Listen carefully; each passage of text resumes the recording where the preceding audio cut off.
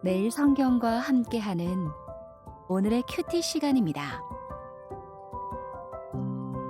8월 15일 오늘의 말씀은 예레미야 50장 11절에서 20절입니다.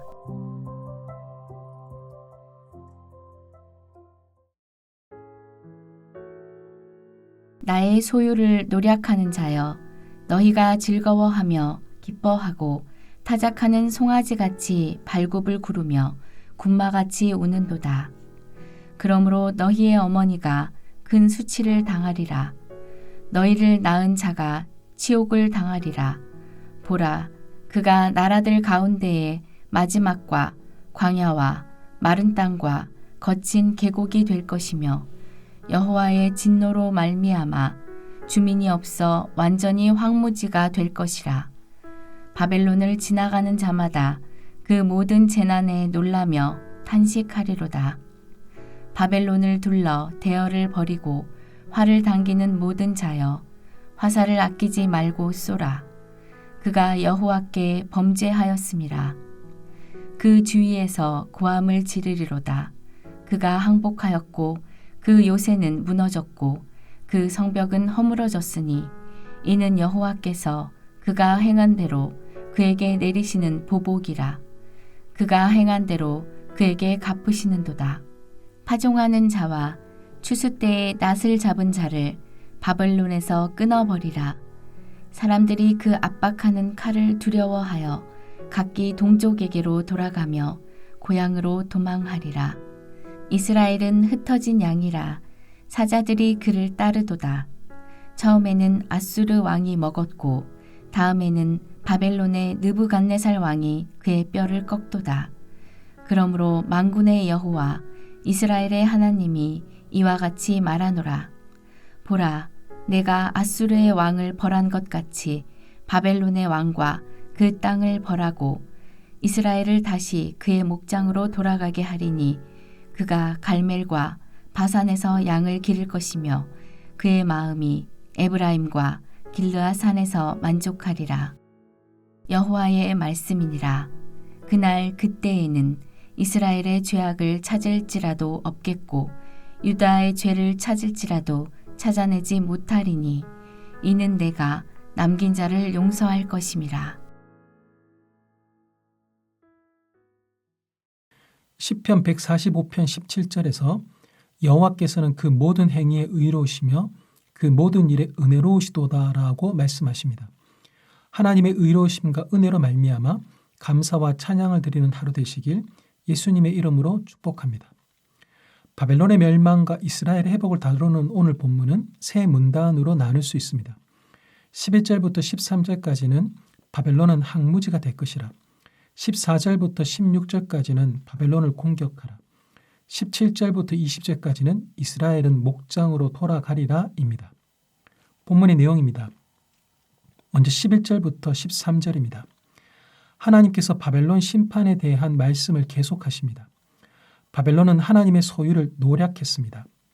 바벨론은 하나님의 도구로서의 기능을 넘어 교만하였습니다. 바벨론은 마치 곡식을 타작할 때 송아지가 마음껏 먹을 수 있어 기뻐 날뛰는 것처럼, 전장에서 말이 온 사방을 휘젓고 다니는 것처럼 이스라엘의 패망을 조롱하였습니다. 이제 바벨론 차례입니다. 다른 나라를 심판하면 했지 자신들이 심판받을 일은 절대 일어나지 않을 것이라 여겼을 바벨론이 심판을 받습니다. 하나님은 백성들에게 어머니와 같은 바벨론 도성이 수치를 당하게 하십니다. 강야, 마른 땅, 거친 계곡, 항무지와 같은 유사한 의미를 가진 단어들을 반복하면서 바벨론에 일어날 일이 무엇인지 거듭 말씀하십니다. 바벨론은 이제 지나가는 사람들이 다 탄식할 정도로 망하게 될 것입니다. 다음으로 14절부터 16절입니다. 하나님은 바벨론을 공격하는 군대를 향해 자비 없는 공격을 가하라고 명령하십니다. 바벨론을 에워싸고 진을 쳐서 포위하고 화살을 아끼지 말고 쏘라고 하십니다. 바벨론 땅에 똑바로 서 있는 것이라고는 하나도 없을 정도로 하나님께 범죄한 바벨론이 겪을 일은 혹독합니다. 경관 요새는 무너지고 경관 성벽은 허물어지고 씨 뿌리는 사람과 추수하는 사람이 없어서 똑바로 자랄 곡식조차 없을 것이기 때문입니다. 외국에서 온 사람들은 더 이상 바벨론에서 얻을 이득이 하나도 없기에 다 자기 고향으로 도망가 버립니다. 멸망을 향해 치닫는 바벨론의 운명을 막아설 사람은 아무도 없습니다. 하나님이 바벨론의 운명을 결정지으셨기 때문입니다. 마지막으로 17절부터 20절입니다. 하나님은 흩어진 양과 같은 이스라엘을 다시 돌아오게 함으로 회복시키십니다. 이스라엘은 사자들에게 쫓기는 양과 같은 신세였습니다. 사자 같은 아수르와 바벨론이 북이스라엘과 남유다를 침략했습니다. 하지만 영원할 것 같았던 아수르를 벌하신 하나님께서 바벨론도 벌하시면서 이스라엘은 다시 고향으로 돌아가 일상을 살아가게 될 것입니다. 이렇게 100년도 되지 않은 대제국이 무너진다는 것도, 이스라엘이 하나님의 말씀대로 70년 만에 다시 고향으로 돌아간다는 것도 모두 놀라운 일들입니다. 그런데 더 놀라운 일이 있습니다. 제약투성이인 이스라엘과 유다에게서 더 이상 죄를 찾을 수 없다라는 것입니다. 하나님께서 용서하셨기 때문입니다. 가장 놀라운 것은 이스라엘을 새롭게 하시는 하나님의 크신 은혜입니다. 하나님은 어떤 분이십니까? 은혜로 말미암아 죄에서 벗어나게 하십니다. 하나님은 제약투성이인 이스라엘과 유다의 죄를 용서하십니다. 그 용서의 크기와 깊이가 크고 깊어서 더는 죄를 찾을 수 없다고 말씀하실 정도입니다. 이스라엘이 용서받을 만한 조건이 있었기 때문이 아닙니다.